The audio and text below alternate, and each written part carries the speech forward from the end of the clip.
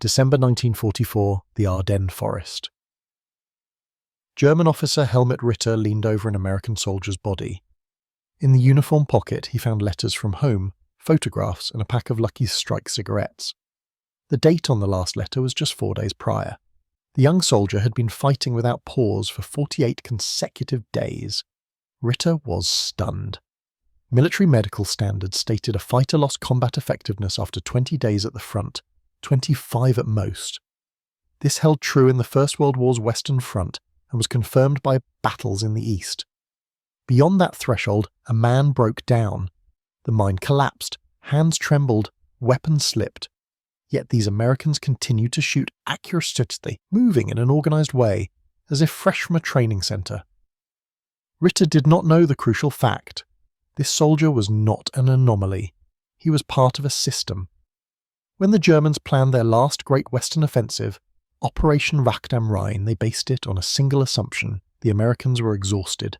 They had been fighting since June, half a year of relentless battles from the beaches of Normandy to the Reich's borders. By all military science, their combat capacity should have been nearly drained. But on December 16, 1944, when 20 Wehrmacht divisions surged into the Ardennes, the Americans did not crumble. They withdrew, yes, but they held on. They lost positions, but they did not panic. Within just 10 days, they halted the strongest German strike of the war's final year. The reason was not solely courage, nor tanks or planes. The key was a system the Americans called the rotation policy. A simple idea, yet it redefined human endurance. The Germans never understood it. Their soldiers fought until they ended up in a hospital or a mass grave. The Americans adopted a different logic. A soldier was not a cartridge, not to be expended in a single battle. He needed preservation, removal from the line, and restoration before returning to the fight. This narrative reveals how the US Army built a system allowing its soldiers to endure longer, fight more effectively, and suffer fewer psychological breakdowns than any other force in the Second World War. It is the story of bureaucracy as a weapon, of chart saving lives, of organization proving stronger than fanaticism. Let us begin with the German perspective in November 1940, along the Western Front, from the Netherlands to Switzerland. German intelligence reports painted a consistent picture. Americans attacked daily, without pause, without visible fatigue. Obersturmbannführer Joachim Peiper, commander of the 1st SS Panzer Division, noted, "The enemy shows unusual endurance. Units we observed a week ago are still holding positions. No signs of demoralization or exhaustion are visible." To the Germans, this was baffling. Their divisions typically fought for a few weeks, then retreated into reserve for rest and replenishment before the cycle resumed. By late 1944, however, Germany had no reserves left. Units fought until they collapsed. Soldiers fell not from bullets but from pure exhaustion. Psychiatric cases skyrocketed. The diagnosis Kriegsneurose, or war neurosis, became official. The figures were alarming. Military medicine estimated that after 30 days of continuous combat, a unit lost up to 40% of its combat strength without a single enemy shot. Men simply stopped functioning. Hands shook, eyes lost focus, reactions slowed, they became easy targets. The Americans, inexplicably to the Germans, kept fighting day after day, week after week. The Germans had no knowledge of General Omar Bradley's desk, nor any idea that a soldier on the front line was merely the visible tip of a vast, complex mechanism, one that had begun turning far earlier in North Africa, January 43, North Africa. The Americans faced the Wehrmacht for the first time in a major battle, and it became a catastrophe. From February 19th to 25th, at the Kasserine Pass, Rommel and the Italians crushed the US II Corps. Losses were heavy: 300 killed, 3,000 wounded, 3,000 captured. But worse than the numbers was what the psychiatrists observed. Major Albert Glass, chief psychiatrist of the 2nd Armoured Division, wrote, "Soldiers arrive at the medical station with symptoms unrelated to wounds: trembling, loss of speech, apathy. One sits for 6 hours staring at a single point, unresponsive. The diagnosis: combat stress. In the First World War, it was shell shock or trench neurosis. The essence remained the same. The nervous system collapsed. In just 3 days of fighting, Glass treated 300 men with such symptoms, more than the number of physically wounded. In some units, up to 30% of personnel broke down without a single bullet. Commanders were alarmed. The new leader of the new corps, General George Patton, reacted harshly. He visited hospitals, yelled at soldiers, called them cowards, and even slapped one in the face. The scandal nearly cost him his command. But Patton's underlying question was precise. If 1/3 of soldiers collapsed in 3 days, what would happen after a month? After 3? Glass and his colleagues began their analysis. They studied medical histories, interviewed soldiers, and searched for patterns. They found them. The ones breaking down were not the newcomers, but those who had been fighting the longest. Men who survived the first month often became patients in the second. By the third, most were unfit. The pattern was clear. The first 2 weeks brought adaptation. The 3rd to 5th week saw peak performance. After the 6th week, a steep decline began. After the 8th week, most were unfit for duty. The conclusion was undeniable. Soldiers had to be withdrawn from the front before they broke. But when and how? Glass drafted a report and sent it up the chain of command. It was read, then set aside until Sicily. July 1943, Operation Husky, the Allied landing in Sicily, was Europe's first major amphibious operation involving 160,000 Allied troops. The fighting lasted 38 days. Once again, hundreds of combat stress cases emerged. Captain Frederick Hansen, psychiatrist of the 1st Infantry Division, meticulously recorded the progression. 120 cases in the first week, 340 in the second, 680 in the third. The trend was relentless. But now commanders had Glass's report. They were ready to try something new. Colonel George Taylor, commander of the 16th Infantry Regiment, decided companies must rotate. 9 companies of his regiment took turns, 3 days on the front line, 3 days in reserve. The results were striking. In Taylor's regiment, psychiatric cases fell by half compared to other units. Combat effectiveness rose. Soldiers endured because they knew that in 3 days they would rest. Hansen documented everything, compiled charts, and wrote a report. This time General Dwight Eisenhower read it himself. Eisenhower was a pragmatist. He saw the numbers and instantly understood. This worked. He issued an order. The rotation system would apply across all divisions, not a recommendation, but a direct command. However, a new problem immediately arose. It was one thing to rotate companies within a regiment, quite another to rotate entire divisions within an army. That demanded massive logistics, intricate planning, and precise coordination. A complete system needed to be built from the ground up, and that is exactly what they began to create. September 1943, London. At the Supreme Headquarters Allied Expeditionary Force, or SHAEF, a small third-floor office became the crucible of a revolution.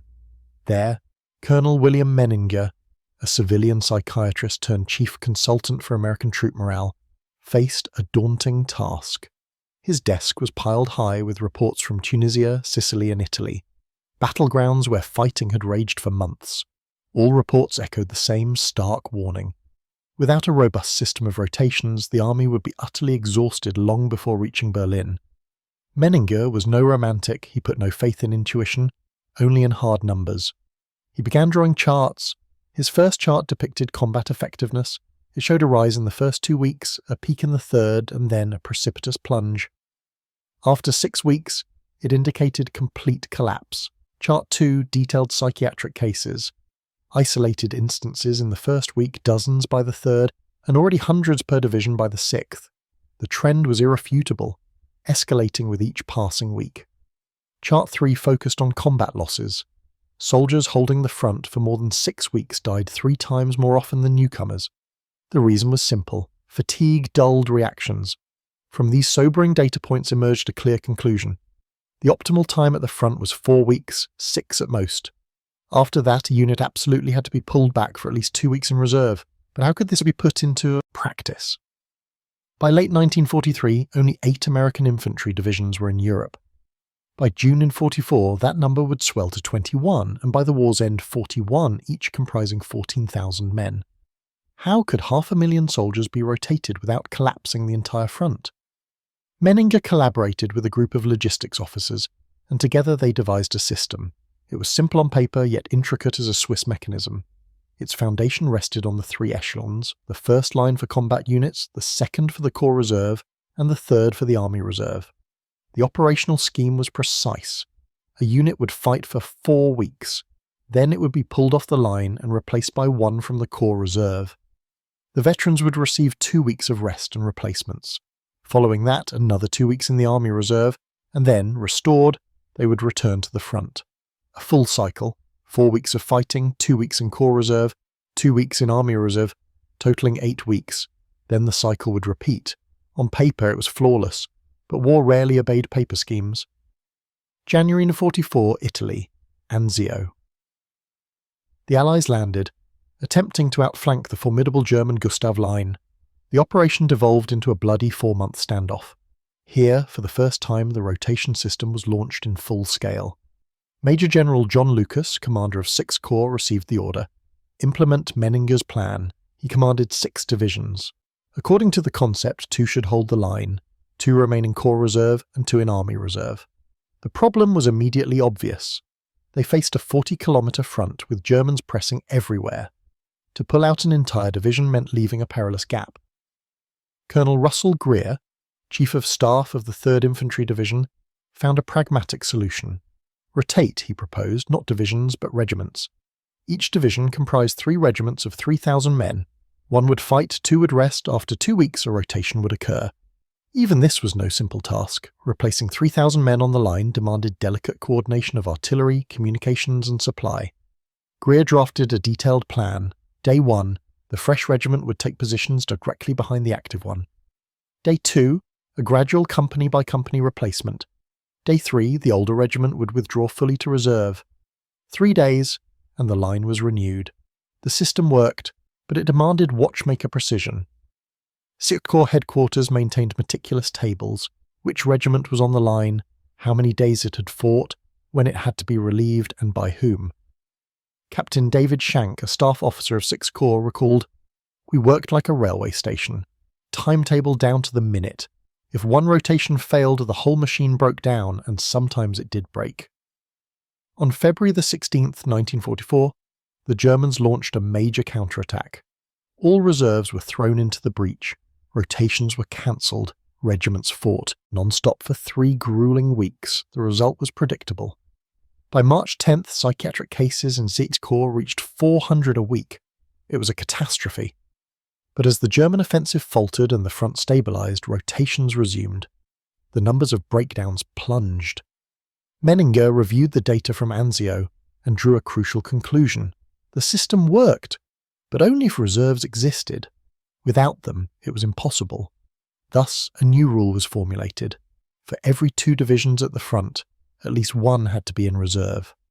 A ratio of 3.2. Eisenhower read the report and understood its implications. For the impending invasion of France, more divisions would be needed than initially planned. Not 30, but at least 40. The request went to Washington and was swiftly approved. The machine was ready. Ahead lay the ultimate test. Normandy, June 6, 1944, D-Day. On the beaches of Normandy, 156,000 American, British, and Canadian soldiers landed in the largest amphibious operation in history. The Americans seized 2 beachheads, Utah and Omaha. At Utah, the advance was relatively orderly. At Omaha, it was a slaughter. Approximately 2,000 killed and wounded in the first hours alone. Among those storming Omaha was the 1st Infantry Division, veterans of North Africa and Sicily. They knew war, and they understood the value of rotation. But in the first days, rotation was impossible. Every man was on the line. The Germans resisted ferociously. Every village was a stronghold, every hedgerow a fortress. Major Charles Herbiert, a surgeon of the 16th Regiment 1st Division, recorded in his diary on June 12th, the 6th day of non-stop fighting. Soldiers come to the aid station with no wounds, but they simply cannot go on. One sergeant just sits down and weeps, says he cannot bear the sound of explosions. Another private has hallucinations. He sees dead comrades. The command realised units had to be relieved at once. Major General Clarence Hubner, the division commander, contacted Free Corps headquarters, requesting that at least 1 regiment be rotated out. On June 16th, the 29th Infantry Division, newly landed, replaced the 16th Regiment. The regiment pulled back for 3 days, not 2 weeks as Menninger had recommended, but it was better than nothing. The rest camp was a mere 5 kilometres behind the line. For the first time in 10 days, soldiers slept normally, ate hot food, washed, and changed into clean uniforms. The regimental psychiatrist, Captain Frederick Hansen, the same officer who had served in Sicily, visited the companies. He talked, tested, and filtered out those on the edge of collapse. Hansen kept precise records. 47 soldiers suffering from combat stress were evacuated to hospitals. 23 remained in the regiment but were reassigned to non-combat roles: cooks, drivers, radio operators. This work, free from direct combat, kept men in service and eased the strain on their nerves. On June 19th, the regiment returned to the line. Hansen's estimate, 85% combat readiness. Before the war, that would have seemed poor. Now, under campaign conditions, it was excellent. In Normandy, rotations worked imperfectly, battles were too intense, room for manoeuvre too narrow. Whole divisions often held for 6 weeks without relief. Yet even partial rotation proved better than none. The statistics spoke volumes. In Normandy, the United States averaged 30 psychiatric cases per 1,000 soldiers per month. Britain, without a strict rotation system, saw 45 per 1,000. For Germany, exact figures were unknown, but indirect signs suggested over 60 per 10,000. On paper, the difference looked modest, but multiply it by months of battle and dozens of divisions, and it translated into thousands of saved nervous systems, thousands of men still able to fight. By August 25, 1944, at the close of the Normandy battle, the Americans had lost 124,000 killed, wounded, and captured. A grim figure, yet psychiatric cases accounted for only about 10,000, roughly 8% of all losses. In contrast, during the First World War, that figure had reached 30%. The system was working, but the hardest trials still lay ahead. August 25, 1944, Paris was liberated. The Germans retreated toward the Reich's borders. American and British armies pursued them with relentless speed, covering 30 to 40 kilometres a day. It was not a methodical breakthrough, but a desperate chase. Here, the rotation system met a new challenge: the rapid pace of advance. Lieutenant General Courtney Hodges, commander of the US First Army, studied his map. 8 divisions of his army were moving from Paris to the Belgian frontier. In 2 weeks, they covered over 300 kilometres. But the soldiers were exhausted. They had fought since June 6th, 3 months without a real pause. By all established rules, they should have been relieved long ago. But reserves were far behind, new divisions not yet arrived. Hodges made a difficult decision. The advance would continue, rotations were postponed. Captain David Rollins, commander of Company G, 26th Infantry Regiment, 1st Division, wrote on September 2nd, "We have been marching 12 days, we sleep 3 to 4 hours a night, eat on the move, half the company falls asleep right in the column. Officers wake them. One private dozed off at a halt and did not wake when the column moved. They found him an hour later. He slept so deeply he did not hear 20 trucks pass by." And yet, strangely, psychiatric cases were few, far fewer than in Normandy. Menninger analysed the data and discovered the reason. During a pursuit, soldiers exhausted themselves physically, but not morally. They saw tangible results: liberated towns, cheering crowds, a retreating enemy. There was a powerful sense of victory. In Normandy, every metre was bought with blood. Here, they could march 20 kilometres without firing a shot, and that profound difference changed their psychology. Menninger formulated a new principle.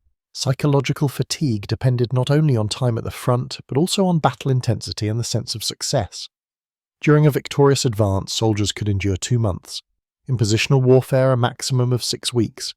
During a retreat, nerves broke after just 3 weeks. But in September 1944, the Germans dug in along the Siegfried Line.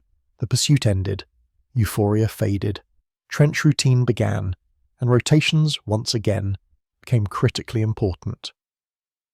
The Hürtgen Forest, 50 kilometres of dense thicket on the German-Belgian border.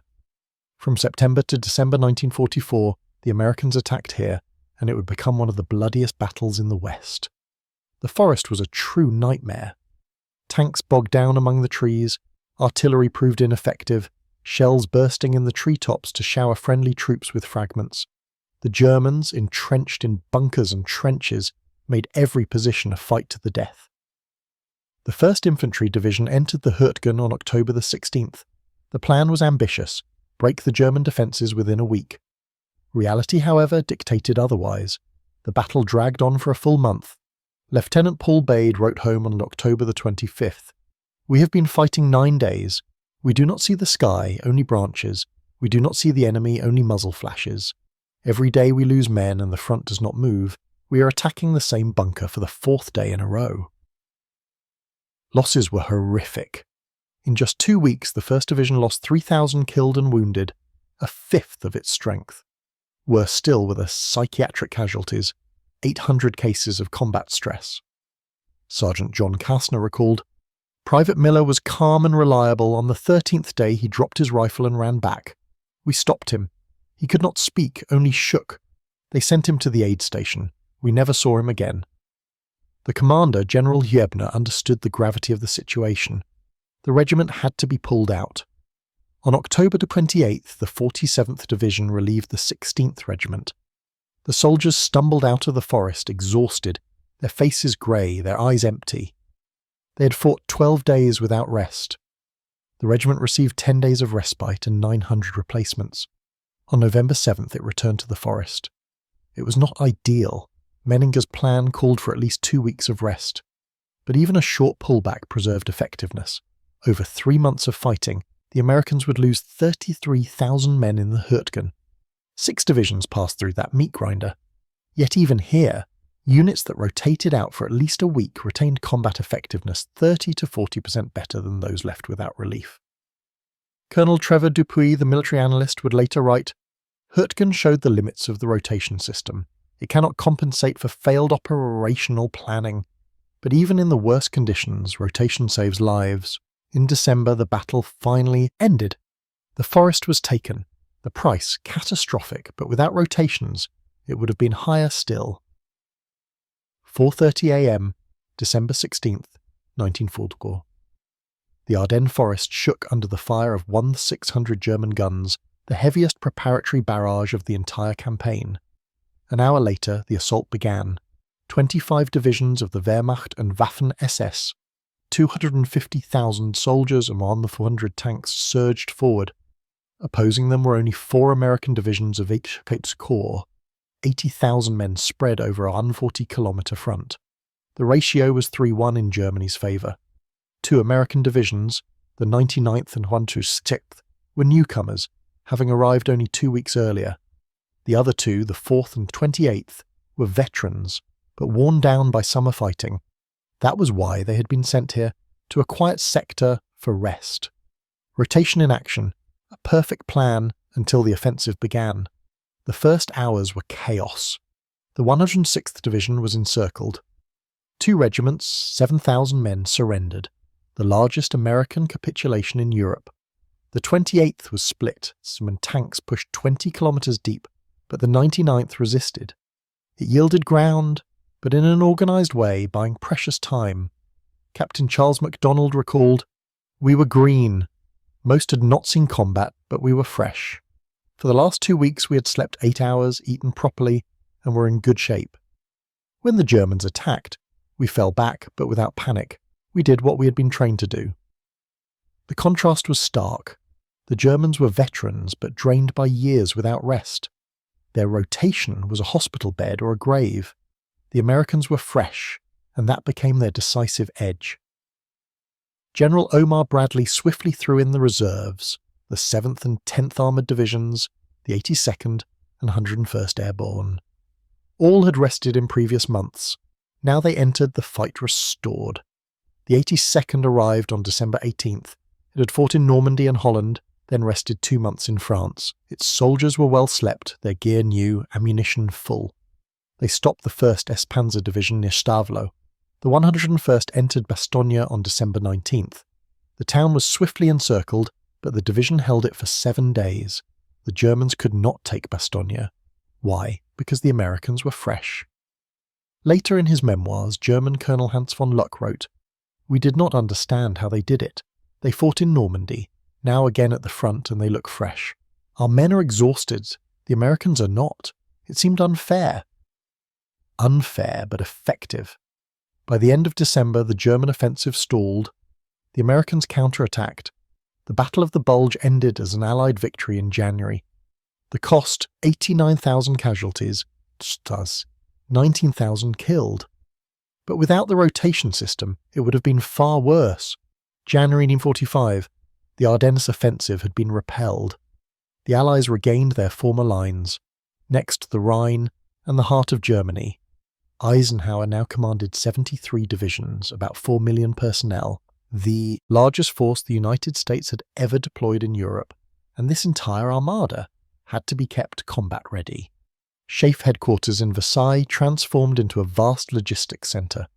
Hundreds of officers synchronised unit movements, updating tables, charts, and rotation schedules on a minute-by-minute basis.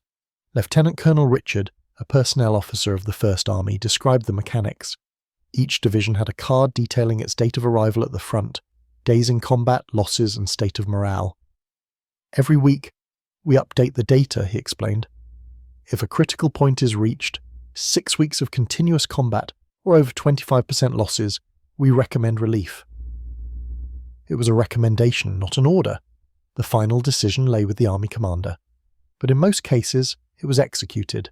The system could not stutter. February 1945, Operation Veritable. The push into the Rhineland.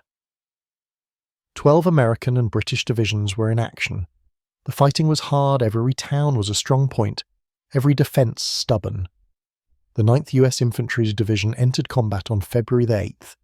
On March 1st it was relieved by the 79th. The 9th moved to reserve for 2 weeks of rest and replacements. On March 17th it returned to the line. The rotation cycle ticked like a watch. The front did not sag because a fresh division always arrived on time to take positions. The key element, without which rotation would choke, was replacements. Over 3 weeks of intense fighting, a division typically lost 2,000 to 3,000 men killed, wounded, or missing. Another 300 to 500 were psychiatric cases. After pulling back to reserve, it was refilled with recruits from US training centres. They received a short adaptation course, 1 week with veterans focused on unit cohesion, digging in, firing under simulated fire, and basic behaviour under bombardment. Captain William Folkes, a company commander in the 26th Regiment of the 1st Division, explained, 19-year-old kids arrive, they are scared and have no idea what awaits them. We give them a week, show how to dig in, how to act under fire, how not to panic. In a week, they are no longer green. They are ready. Not perfectly ready, perhaps, but far better than throwing them straight into battle. The statistics were simple. Those who completed the 1 week adaptation survived twice as often as newcomers thrown directly from the trucks into combat. The system worked at every level, from foxhole to army staff, and the Germans saw it, yet could not understand why American units, seemingly just out of battle, returned so quickly looking fresh. February 1945. Germany was squeezed between two fronts. The Red Army from the east, Americans and British from the west. SS Obergruppenführer Paul Hauser, commander of Army Group G, read the reports and saw a systemic fracture. Divisions were melting away, not only from battle, but from an exhaustion, no longer compensable. The 316th Infantry Division had been at the front since October 1944, 4 months without a break, and suffered 60% losses. Psychiatric statistics were vague, but regimental doctors estimated 1 in 3 men was on the verge of collapse. The 32nd Volksgrenadier Division had been fighting since June before. In 9 months, it had received only 1 short relief, 3 weeks in October. Now back on the line, its combat capability was estimated at 40%. Hauser understood. The army was coming apart and there were no reserves. Every unit was already at the front. There was no one to replace them. He asked permission to pull at least 2 divisions for rest and refit. The answer from above, from Hitler himself, there will be no withdrawal. Hold positions to the last. The Wehrmacht system, built on fanaticism and discipline, was snapping.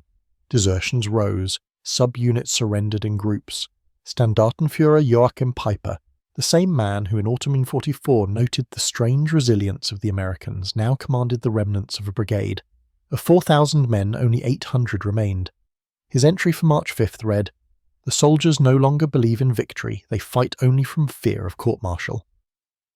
But fear was a poor motivator. It would not replace rest. The contrast with the Americans was striking. Their divisions looked fresh because they truly were fresh. They had rested, received replacements, completed their rotation. German physician Oberärztin Schmidt of the Field Hospital of the 6th S Panzer Army kept her own tally in February 1945, 200 patients, 400 wounded, 800 sick or suffering nervous disorders. In her report she wrote, "The great majority of the sick are merely exhausted. They have not eaten properly for 2 months, have slept 4 hours a night. The body gives out. I can return them to duty in a week, but in 3 days they break again. This is not treatment. It is a mill that grinds people." The most terrible detail, the young soldiers, 16 to 17 years old. The Volkssturm, old men and teenagers, untrained, they broke within an hour. Against this backdrop, the American system appeared not as a miracle, but as the logical result of planning and experience. And it was precisely this system that pushed the war toward its end. March 7th, 1945, Remagen.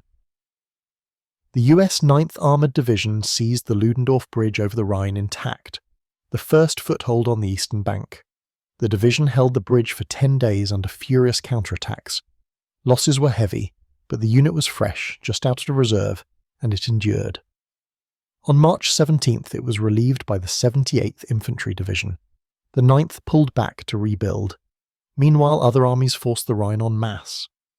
On March 22nd and 23rd, within 2 days, 20 divisions crossed the river. The logistics were impressive. Every division knew its time window and sector. Rotations did not stop even at the peak of fighting. First Army under General Hodges employed rolling relief. 3 divisions attacked, and after 3 days they were replaced by another 3.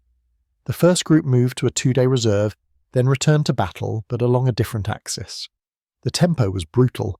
Armoured columns covered 30 to 40 kilometres a day. The infantry kept up because troops were cycled before their nerves burned out. April 1945. Germany was split. From the west, the Americans and British closed the jaws. From the east, the Red Army arrived. The Wehrmacht came apart, and even now the Americans did not break their principles.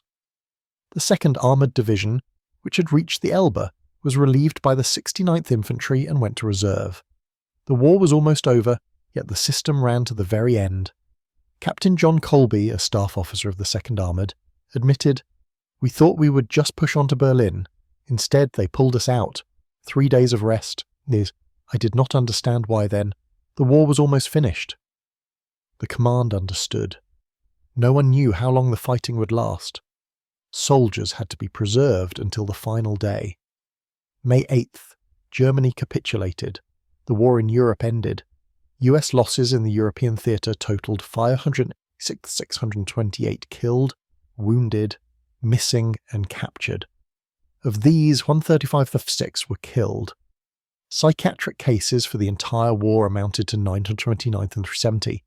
Of these, 654,402, or 70%, returned to duty. Compare this to the First World War, where psychiatric casualties ran 30 to 40% of total losses. In the second, approximately 15%. The difference was enormous. The reason? The rotation system. A soldier pulled off the line in time could return. A soldier broken completely was lost forever. The Wehrmacht never learned this. There the soldier was expendable, use and discard. The Americans saw the soldier as their most valuable resource. He had to be conserved, rotated and sent back fresh. It sounds simple, but behind that simplicity lay thousands of hours of planning, analysis and coordination. And this system saved tens of thousands of lives and hastened the end of the war. May 1945. The war was over. And for the analysts, the most important work began. The US Army established a series of commissions to systematize its experience.